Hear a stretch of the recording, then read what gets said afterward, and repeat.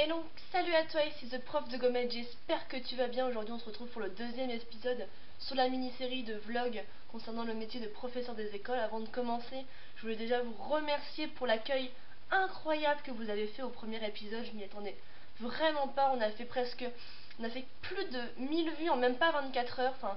Et même dans les commentaires, vous étiez tellement adorables, tellement reconnaissants, tellement gentils. Je m'attendais pas à un tel retour. Donc un grand merci à vous, c'est juste formidable ce qui se passe. Et je suis un peu émue et un peu touchée d'avoir vu tous vos retours positifs, tous vos commentaires, toutes vos histoires de vie. C'était vraiment très intense en émotion et pour cela merci. Aujourd'hui, le sujet du jour est double parce que nous allons parler à la fois du master, donc de la formation à l'ESP et du concours de professeur des écoles. Je vais traiter ça de manière parallèle parce qu'en fait le concours vient en plein milieu de la formation. Donc quand tu arrives en première année de master, donc en M1, tout est remis à zéro. On reprend les bases parce que tout le monde vient de filières différentes, de licences différentes. Donc il y a un énorme rebrassage concernant les connaissances de façon à ce que tout le monde puisse avoir les bases. Souvent on m'avait demandé quel était le niveau attendu pour le concours, que ce soit en maths ou en français. Rassure-toi, si tu es un peu frileux pour certaines matières, c'est un niveau fin de troisième qu'on nous demande. Donc quand tu arrives à Bac plus 4, c'est quelque chose qui devrait normalement ne pas te poser de problème. Après, il faut se remettre dedans, mais ça se fait très très bien. Donc tu arrives en M1 et en finale, tu as des cours, tu as un rythme un peu plus soutenu qu'en licence, il ne faut pas se le cacher. Tu retrouves des horaires un peu comme au lycée avec des 35-40 heures hebdomadaires, donc c'est assez intense, sachant que tu prépares à la fois le concours. Tu as de toutes les matières, donc des maths, du français, de l'histoire géo, du sport. Tu as également des matières artistiques, donc tu as de la musique, de l'art plastique. Tu balayes vraiment tout de manière à te préparer le mieux possible pour ton futur métier. Ce qui est intéressant lors de cette année de M1, c'est que tu vas avoir 4 semaines de stage. La première, c'est une semaine de stage qui est axée sur le français et les mathématiques. Tu fais ce stage en élémentaire et en fait ça va te permettre de construire un dossier qui va être évalué pour ton master en fait, tout simplement. Ce sont des PEMF qui nous accueillent, donc des profs qui ont une formation supplémentaire, qui sont spécialisés dans l'accueil de stagiaires. Et j'ai pu apprendre un tas de choses. Donc oui, si j'ai un conseil à te donner concernant les stages, c'est que ça passe tellement vite. Mais profite pour poser 1000 questions. Je veux dire, prends des notes parce que c'est pas l'ESP qui te donne un apport très théorique qui va pouvoir te fournir ces choses concrètes que tu trouveras seulement en stage. Donc en stage, pose un max de questions, nourris-toi, prends en photo plein de choses, des cahiers d'élèves, de l'affichage, n'hésite pas à poser tout ce que tu as à poser comme question et éclate-toi. Donc ça c'est pour la première semaine de stage. Ensuite tu as une deuxième semaine à peu près à la même période qui est une semaine de stage en maternelle. Donc là aussi tu as un dossier à construire.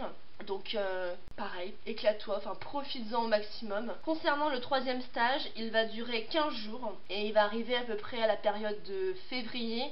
Et c'est dans ce stage que tu vas construire ton dossier pour l'un des oraux qui a lieu au concours. Tu choisis une option parmi plein de matières, donc il y a maths, il y a sciences, il y a français, il y a éducation civique et morale, histoire géo, il y a toutes les matières au final que tu retrouves lors de ton cursus à l'ESP. Et en fait, avec ton tuteur, le prof qui t'accompagne, tu construis une séquence par rapport à ton option, donc moi c'était les sciences. Ce dossier-là, en fait, tu vas le présenter lors de l'oral. Passons maintenant au concours, parce que je pense que c'est la chose qui doit le plus inquiéter les jeunes qui sont peut-être actuellement en M1. Donc si tu es en M1, rassure-toi, ça va bien se passer.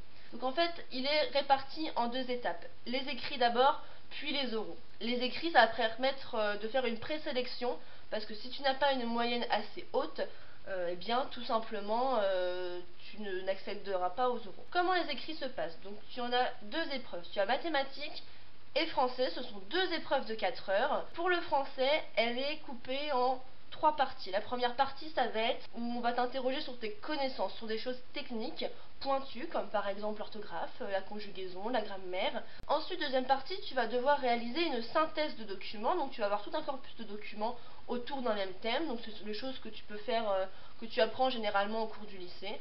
Donc une synthèse à faire, tout ça en 4 heures. Et enfin, la troisième partie de cette épreuve de français, ça va être la partie didactique. Alors qu'est-ce que c'est que la didactique? Là, on va t'évaluer sur ta capacité en tant que professionnel de l'éducation, donc en tant qu'enseignant, à analyser et à proposer des choses sur une situation d'apprentissage. Donc ça peut être très bien une analyse de copie d'élèves, un exercice, ça peut aussi être un manuel à analyser, ça peut être une fiche de préparation d'une séance, donc ça peut être tout un tas de choses. Moi je me souviens que c'était en 2015, quand est-ce que j'ai passé le concours?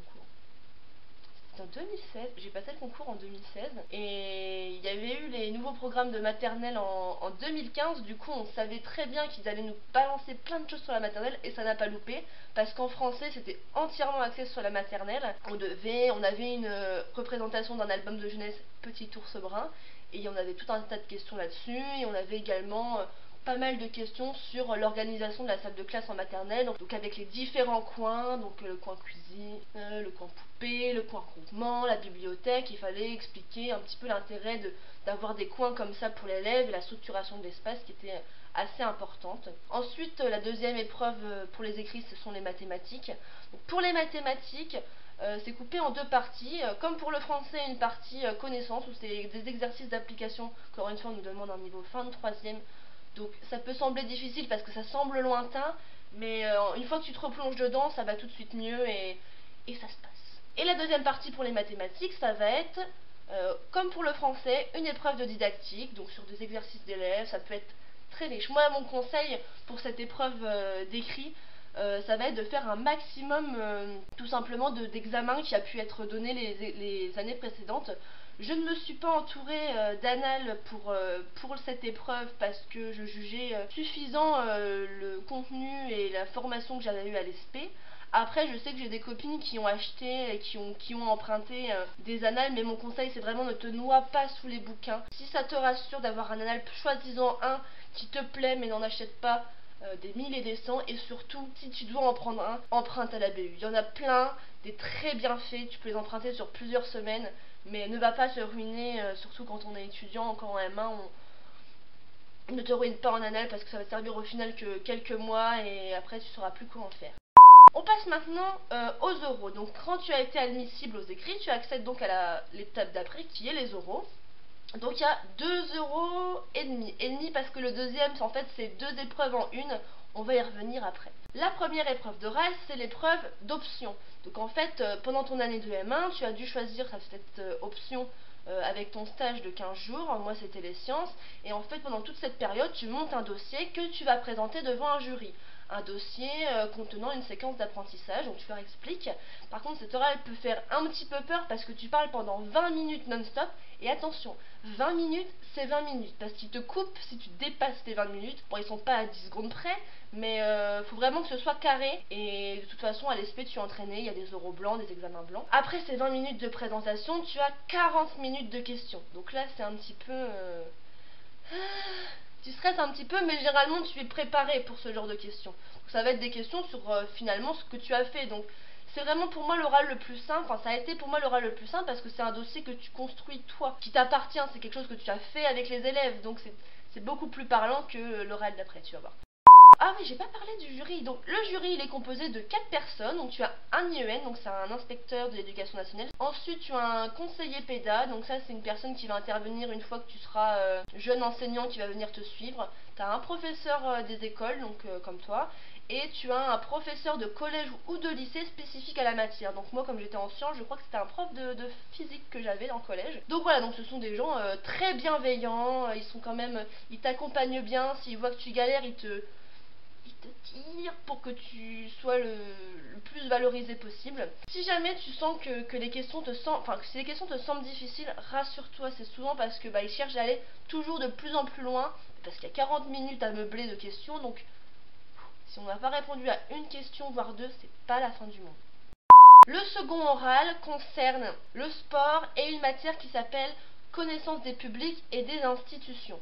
Donc en sport, tu as un sujet avec une situation type que tu peux retrouver dans la vie de tous les jours avec tes élèves. Donc tu peux t'interroger en natation, en jeu collectif, sport collectif d'ailleurs, gym, danse et athlétisme. Moi je suis tombée sur natation et pour te donner une idée de sujet, en fait j'emmenais mes élèves de CP pour la première fois à la piscine et à la fin de cette première séance, certains élèves refusaient de s'immerger, donc c'est-à-dire mettre la tête sous l'eau, et moi je devais proposer une situation pour pallier à ce problème. Voilà, donc tu présentes cet oral-là, et dans la foulée, tu prépares également, parce que ça dure 3 heures de préparation, l'oral de la matière sur les institutions de l'éducation nationale. Alors c'est, pour moi, cet oral qui m'a été le plus difficile à préparer, parce qu'il y a tellement de sujets, tellement de thèmes possibles, que c'est impossible pour l'ESP de te préparer à tous ces sujets.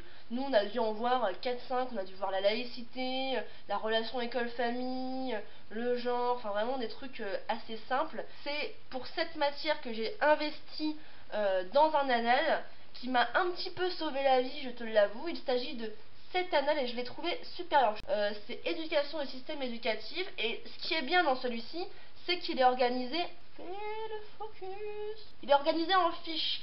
Donc en fait par thème, donc quand j'ouvre, tu vois, t'as le nom du thème, et ouais, j'aime beaucoup mettre de la couleur sur mes révisions, et en fait moi ça m'a sauvé la vie clairement, parce que le sujet sur lequel je suis tombée à l'ESP, on m'en avait jamais parlé, c'était le PEAC, qui est le parcours artistique et esthétique culturel. C'est ça. Et moi je l'ai trouvé que là-dedans finalement, ce PEAC. Donc franchement, après, si tu veux pas acheter, tu peux l'emprunter, parce que mais moi j'avais besoin de griffonner dessus. Alors pour te dire le prix, à l'époque ça coûtait 9,90. Voilà.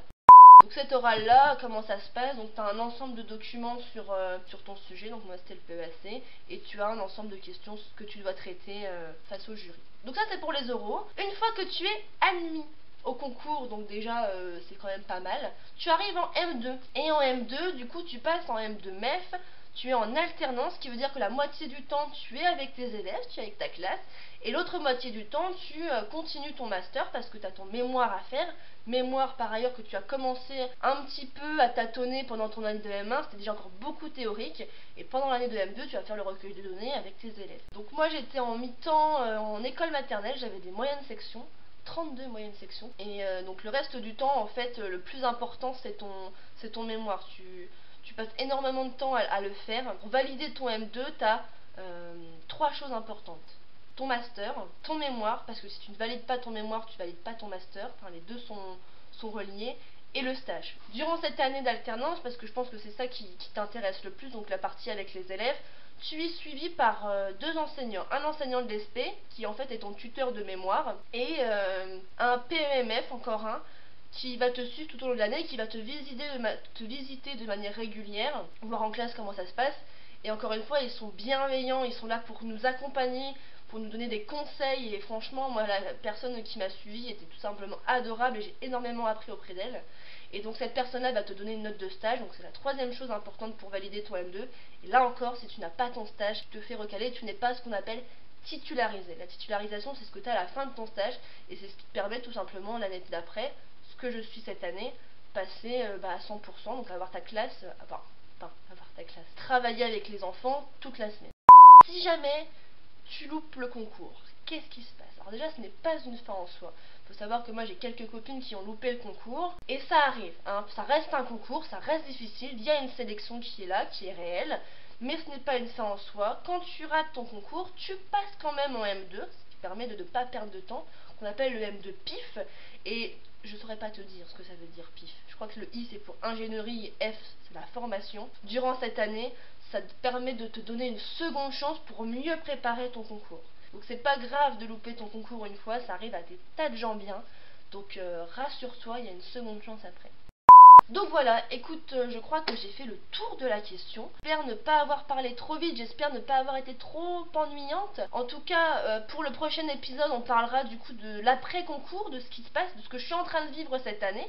Parce que moi j'ai été titularisée là, en juin 2017, donc j'ai eu ma classe à 100%. Moi j'ai eu la chance, enfin on en parlera après, d'avoir une classe toute la semaine. Donc dans le prochain épisode on parlera de ça, de toutes les choses qu'on nous dit pas, des choses qu'on nous apprend pas à l'ESP, des choses réelles sur le terrain qui manquent pour beaucoup de gens.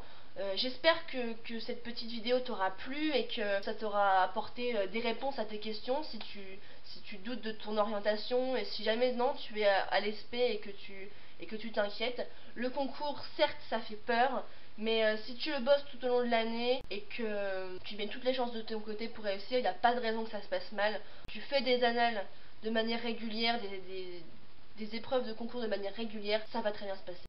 Il ne me reste plus qu'à te souhaiter une très bonne journée ou une très bonne soirée en fonction de l'heure à laquelle tu regardes cette vidéo. N'oublie pas de laisser un petit pouce vers le haut ainsi qu'un petit commentaire que je me ferai une joie de lire.